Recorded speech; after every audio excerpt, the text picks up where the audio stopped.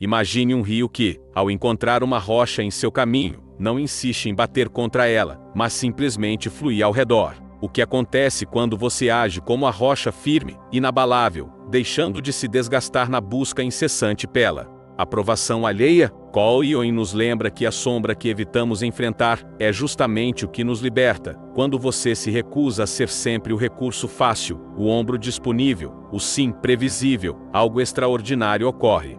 O mundo ao seu redor se reorganiza, não por egoísmo, mas por uma lei arquetípica, a do valor reconquistado. Nos bastidores da psique, como Ioin revelou, reside um teatro de personagens ocultos. O herói que se sacrifica demais, a criança ferida que busca amor incondicional, o sábio que sabe dizer não. O que você não percebe é que, cada vez que se torna excessivamente disponível, alimenta não a conexão, mas a hierarquia invisível, que o coloca em último lugar. A falta de limites, dizia Ioin, é uma fuga do self, e é apenas quando você se retira que os outros enxergam o vazio que você preenchia. Há um mito antigo que ecoa em nosso inconsciente coletivo, o do tesouro guardado pelo dragão. O ouro, sua atenção, seu tempo, sua energia só se torna valioso quando protegido. Quando você para de distribuí-lo gratuitamente, os outros começam a questionar o que mudou, e é aí que a alquimia acontece. As relações se purgam, os interesses verdadeiros surgem, e você, finalmente, deixa de ser um arquétipo descartável para se tornar um símbolo de respeito. Ioin ensinou que a individuação, o processo de se tornar quem se é, exige coragem para desagradar.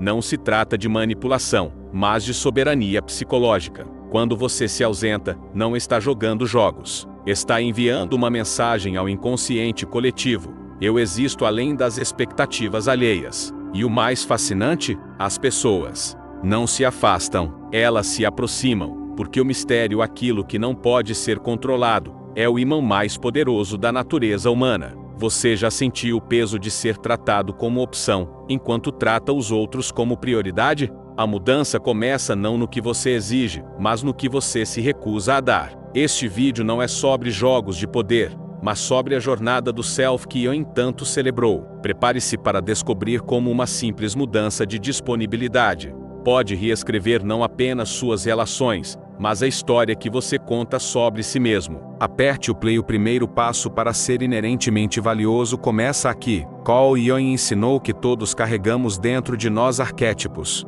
padrões universais de comportamento que moldam como nos relacionamos com o mundo. Um dos mais perigosos, quando não equilibrado, é o cuidador, aquele que se sacrifica incessantemente, acreditando que seu valor está em servir aos outros. Mas aqui está a verdade sombria: quanto mais você se doa sem limites, mais invisível se torna. Ioin chamava isso de anulação do self, quando sua identidade se dissolve na expectativa alheia. Você já parou para pensar por que, mesmo dando tudo de si, algumas pessoas ainda o tratam como secundário? A resposta está no inconsciente coletivo. Quando você está sempre disponível, seu valor é reduzido a uma função, não a uma presença. É como um livro que fica eternamente aberto na mesma página. Ninguém sente urgência em lê-lo, porque ele nunca ameaça se fechar. A disponibilidade excessiva, portanto, não gera gratidão, gera indiferença. Mas há uma saída, e ela começa com o reconhecimento da sombra. Ioin acreditava que só nos tornamos plenos quando integramos nossos lados negligenciados, inclusive a capacidade de dizer não. Imagine que, em vez de um rio que contorna todas as pedras, você se torna um oceano, imenso, poderoso, mas com marés que vêm e vão. As pessoas não amam o oceano porque ele está sempre calmo. Elas o respeitam porque ele tem profundidade e mistério. E aqui está o segredo arquetípico: o que é raro se torna valioso. Nas histórias mitológicas, o herói só é reconhecido depois de passar por uma jornada de ausência. Pense em Ulisses, ou no rei Arthur. Quando você se retira não por manipulação, mas por autorrespeito, força os outros a confrontarem uma pergunta primordial: o que eu realmente sinto por essa pessoa? A resposta pode surpreendê-lo. Este é o primeiro passo da individuação: deixar de ser um reflexo das necessidades alheias e se tornar um indivíduo inteiro. Nos próximos minutos, você descobrirá como aplicar esse princípio de maneira prática, porque mudar não é sobre egoísmo, mas sobre sobrevivência psicológica. Yin dizia que aquilo que você nega te subjuga. E qual é a maior negação do cuidador? Sua própria necessidade de receber. Muitos de nós fomos condicionados a acreditar que amor é sinônimo de sacrifício, mas Yin revela que essa é uma armadilha da persona, a máscara social que criamos para sermos aceitos. O problema? Quanto mais nos identificamos com a persona do bonzinho, mais nossa sombra, a parte rejeitada de nós, se rebela sob a forma de ressentimento e exaustão. Você já se pegou dizendo sim quando queria gritar não? Esse conflito interno não é fraqueza, é um chamado da alma. Yin chamava esse fenômeno de enantiodromia, quando um extremo gera seu oposto. Quanto mais você se força a ser disponível, mais atrairá pessoas que exploram essa disponibilidade.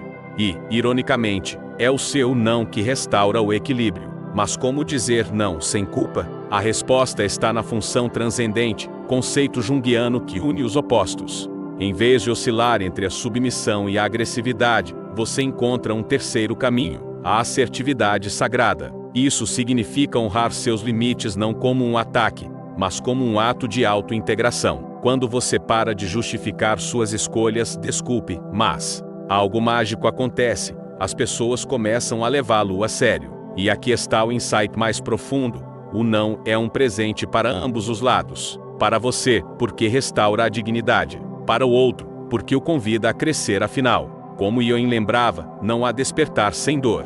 Quando você se recusa a ser o tapete, ensina os outros a andarem com os próprios pés. Nos bastidores da psique, esse é o momento em que o arquétipo do guerreiro surge, não para lutar contra os outros, mas para proteger o que é sagrado dentro de você. E é exatamente isso que exploraremos a seguir: como transformar limites em laços mais autênticos. Yin descobriu que projetamos nos outros o que não reconhecemos em nós mesmos. Quando você está sempre disponível, muitas vezes está projetando uma necessidade oculta: se eu for útil, serei amado. Mas o que acontece quando você se retira? O espelho se quebra e as pessoas são forçadas a encarar suas próprias projeções. Algumas se afastam, outras, paradoxalmente, se aproximam. E é aí que você descobre quem vê você, e não apenas o que você faz por elas. Esse fenômeno tem um nome na psicologia junguiana: crisálida da transformação. Assim como a lagarta precisa do casulo para se tornar borboleta, seus relacionamentos precisam do espaço vazio para se reconfigurarem. Pense nisso: quando você para de correr atrás, de enviar mensagens primeiro, de se oferecer para ajudar sem ser solicitado, algo fascinante ocorre: o jogo de poder se inverte. Não porque você está manipulando, mas porque finalmente está em paz com a possibilidade de perder quem nunca o valorizou. E aqui entra um dos conceitos mais poderosos de Yin: o Selbst, o Self em alemão, nosso núcleo divino. Quando você age a partir do Self, em vez da carência ou do medo, emite uma frequência diferente. Pessoas que antes o ignoravam começam a sentir sua presença mesmo na ausência. Por quê? Porque você não está mais pedindo valor. Você é valor. Mas atenção: isso não é sobre jogos silenciosos ou castigos emocionais. É sobre maturidade psíquica. Como Yin ensinou, quem olha para fora, sonha. Quem olha para dentro, desperta. Quando você para de buscar validação externa, dá aos outros a chance de escolhê-lo genuinamente. E isso nos leva à etapa mais prática de todas: como aplicar isso no dia a dia sem parecer distante ou egoísta?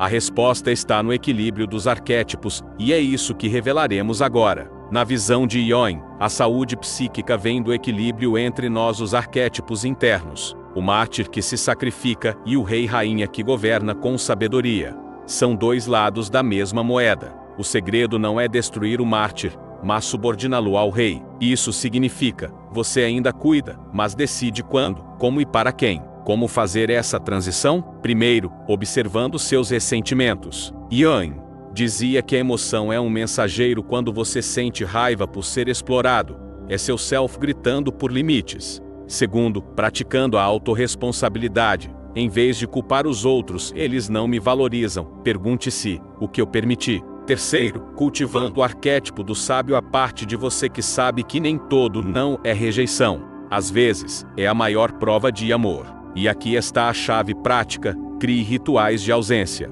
Não fuja emocionalmente, mas estabeleça espaços sagrados onde você simplesmente existe sem servir. Pode ser 1 hora por dia sem celular, um fim de semana sem contato, ou dizer preciso pensar antes de responder a pedidos. Esses pequenos rituais, aos olhos do inconsciente, são atos de soberania, e o mundo sempre se curva àqueles que se curvam primeiro a si mesmos. Mas e se as pessoas reagirem mal? Yin responde: quem reage com raiva a seus limites está apenas revelando que sempre os violou. E esse é o teste final: quem ficar, estará lá por quem você é, não pelo que você dá. Agora, a pergunta que falta: como manter esse equilíbrio sem virar frio ou calculista? A resposta está no arquétipo final, o amante. O verdadeiro poder, na visão de Yin, não está na negação do amor, mas na transformação do amor. O arquétipo do amante não é submisso, ele é generoso por abundância, não por carência.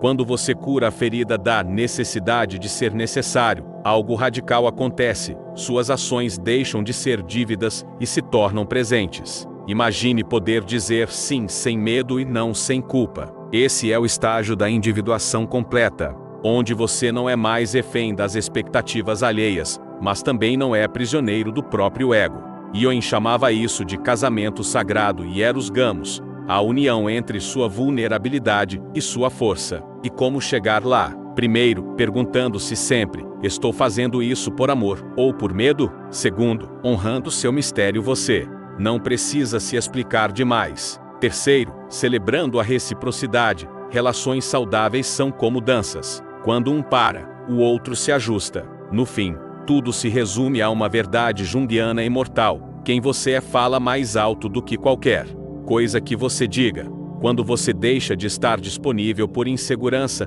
e passa a estar presente por escolha, tudo muda, não porque você manipulou o jogo, mas porque mudou de jogo. E agora, a pergunta final: o que você está disposto a não fazer hoje para ser mais você mesmo amanhã? A jornada começa agora e, como Yin diria, até que você torne o inconsciente consciente, ele dirigirá sua vida, e você chamará isso de destino. Chegamos ao fim desta exploração, mas é apenas o começo da sua transformação. Call. Yin nos ensinou que o que você resiste, persiste, e hoje, você descobriu que a maior resistência não está em dizer não aos outros, mas em dizer sim a si mesmo. Quando você deixa de estar disponível por medo e passa a escolher sua presença por amor, algo mágico acontece. O mundo não se afasta, ele se reorganiza, como um espelho finalmente limpo, refletindo não o que você faz, mas quem você é. Lembre-se, toda vez que você se prioriza, não está quebrando laços, está testando quais laços são verdadeiros.